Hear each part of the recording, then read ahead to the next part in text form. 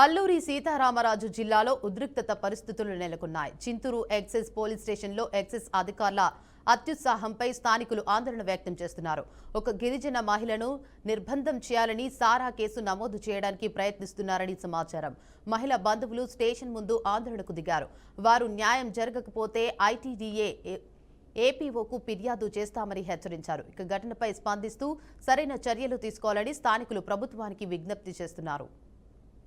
అక్కడికి వచ్చాము మేము అయ్యో తీసుకొచ్చి మళ్ళీ ఎంటెట్టాలను వెనక తీసుకెళ్ళారు. మళ్ళీ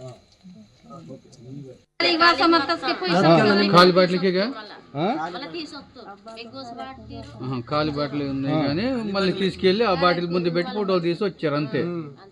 అంటే అలా చేయొచ్చు సార్? అది కాదండి. ఇప్పుడు ఏం చెప్పండి, ఆమె ఏం చెప్తుంది? కలిసి దొరికాను నా పడనాయగడ బాట్నాకి ముందు ఎవరినేమి దాకా తీసుకెళ్తూ ముందురా ఇక్కడ కాదు ఆఫీసర్ పక్కన ఉంటారు. మరి ఆఫీసర్ కూడా రావాలి కదండి. భలే మాట్లాడతావు.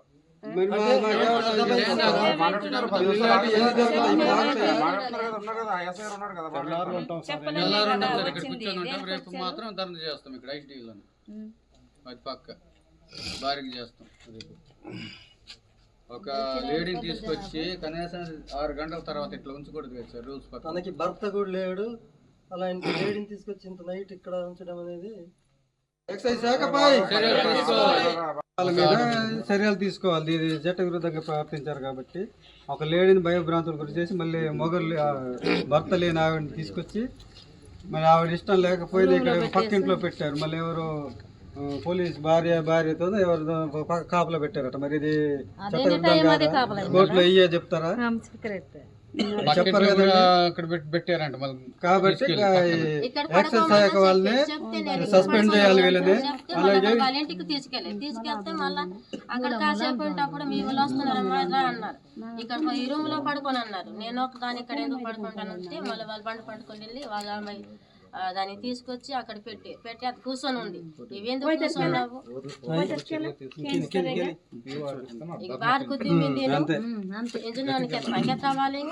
ఎక్సైజ్ శాఖ వాళ్ళ మీద ఒకవేళ చర్యలు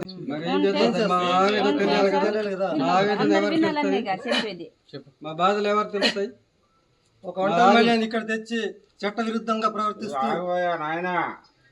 ఆఫీసర్ ఉన్నారంటే మరి ఇప్పుడు మాకు న్యాయం ఎవరు మాట్లాడతారు. ఊరికే కంగారు పడతాయంటే ఇంకెప్పుడు సార్? 12 గంటలకు 1 గంటకా? అదే మా ఆదివాసులు కాకపోతే పంచాయతీలు చేస్తారా?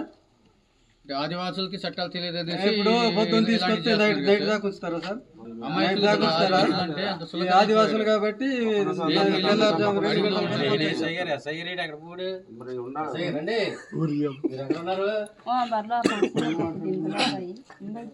ఆదివాసులు అంత సులభం అయిపోయిందా?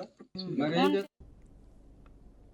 వైసీపీ బహిష్కృత నేత దువ్వాడ శ్రీనివాస్ అర్ధరాత్రి నిమ్మాడ హైవేపై హల్చల్ చేశారు.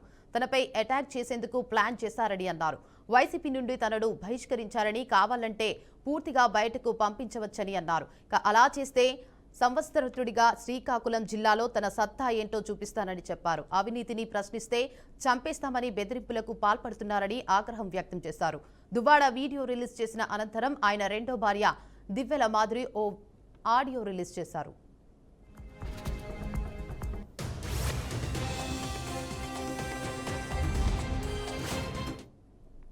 ఇక ఆ ఆడియోలో దువ్వాడ అనుచరుడు కించారపు అప్పన్న దివ్యల మాధురితో షాకింగ్ విషయాలు చెప్పారు. దువ్వాడపై అటాక్ కు ప్లాన్ చేస్తున్నామని రామస్వామి అనే వ్యక్తి హెచ్చరించినట్లు చెప్పాడు. ఇక దువ్వాడ శ్రీనివాస్ రెచ్చిపోతున్నాడని, ఆయనపై దాడి చేస్తామన్నారని తెలిపాడు.